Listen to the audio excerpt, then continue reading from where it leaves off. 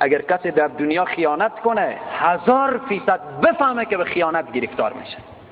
اگر کسی در دنیا صداقت کنه 1000% بفهمه که در دنیا بری از صداقت میشه.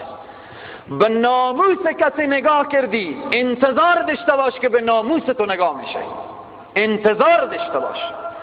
به فرزند کسی دست درازی کردی توبه کن، مگر نه به فرزند دست درازی میشه.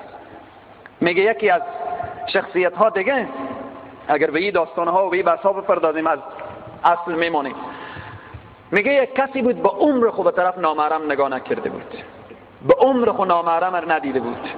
میگه یک روزی به بازار متوجه یک زن نامحرم شد.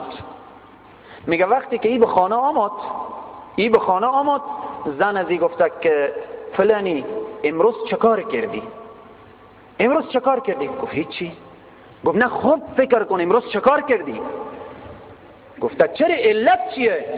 گفت علت اینه که 20 سال یا 10 سال میشه که خودتو زندگی میکنم، از این دکانی که به کنار مانه و همسایی مانه من میرم بعضی وقت سودا میگیرم، سر دکاندار پایین انداخته و سودا رو میده به دستمه و قطعا تا به حال نه من او دیدم و نه هم او به او تا حالتی.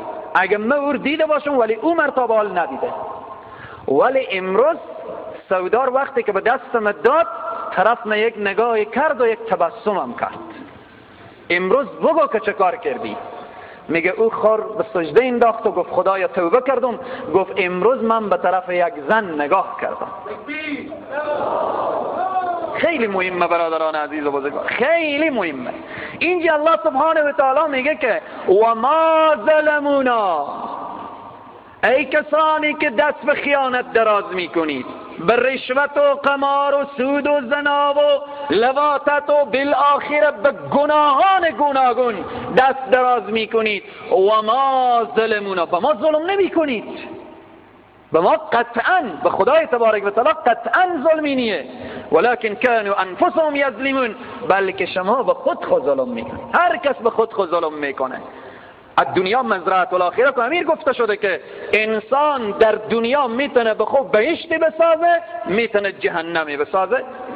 همین دنیا را الله فراهم کرده که ای انسان مسیر بهشت و مسیر جهنم، وسیله بهشت وسیله جهنم، هر کدام میخوای سوار بشو.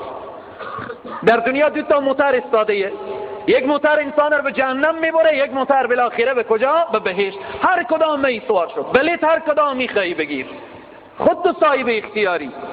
اما ای که به راه ظلم و ستم قدم بگذاری، با الله هیچ ظلمی نکردی، بلکه ولکن کانوا انفسهم یظلمون، بلکه برای خود ظلم کردی.